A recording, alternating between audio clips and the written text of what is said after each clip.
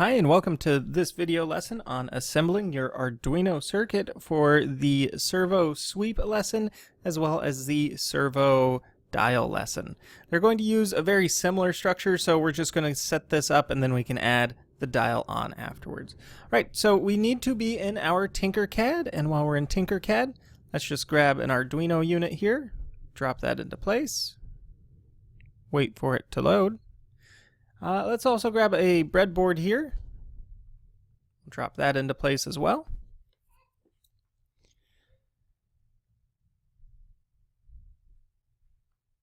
And we'll move that here. And this is the problem with Tinkercad, where it does take a little bit of time to get stuff going, but hey, it's good for practicing.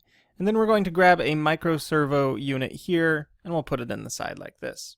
Next, let's go ahead and get some wiring done. So let's set up our 5 volt here. So we'll go 5 volt here, and then we'll go here, and let's run the 5 volt into this and change our color so we know what it is to a red.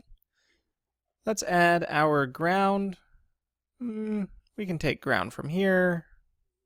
We'll follow a similar structure here, just kind of snaking around like that. Plug that into ground, and let's set that one to black. All right.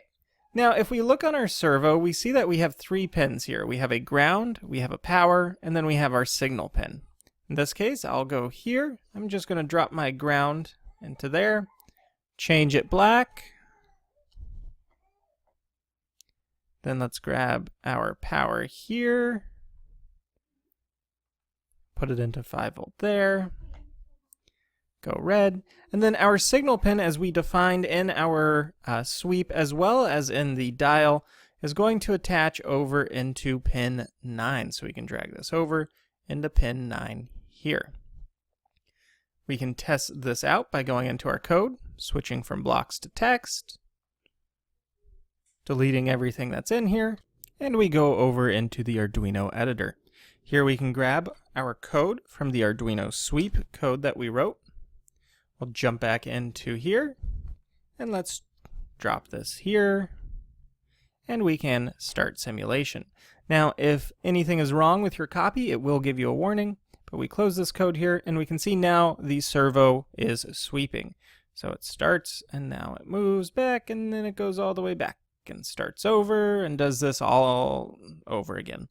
So that's fun and everything, but let's actually control it. So let's stop the simulation. Let's get rid of our code here, and let's build out the potentiometer pin. So you can either go through and try and find the potentiometer pin. It should be in the first one up here. Otherwise, you can always search for it by typing in potentiometer. We're going to grab our potentiometer pin here. And if you notice, we have 3 little terminals here. So terminal 1, we're going to set into ground, like that.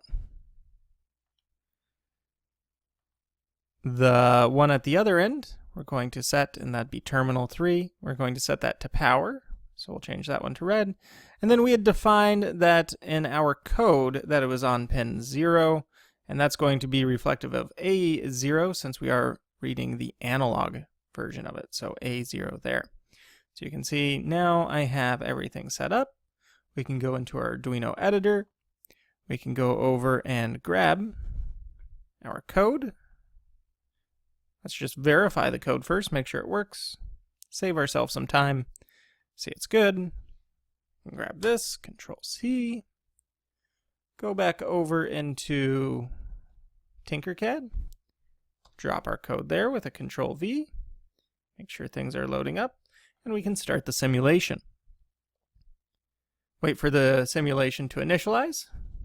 We can hide our code, and now if we change our potentiometer pin, we can see that at the same time, it's changing the location of our servo, which is cool. So remember, we use that map command to say 0 to 1023, that's the analog version. Then this guy here converts it over into a digital pin reading, and then from 0 to 180, and then say we want to do directly 90, then that moves it to the 90 position there. We could do 45, all sorts of cool stuff, full 180 there. And that's it for this lesson in Arduino and building out that circuit. So I encourage you to build it out on Tinkercad first so you understand kind of the wiring, and then once you have a good grasp of how the wiring structure looks, then try and build it out on your Arduino unit itself. If you have any questions and you're watching this in Google Classroom, you can drop those questions there. Or if you are watching this in YouTube, please feel free to leave your comments or questions in the comment section below. And as always, thanks for watching.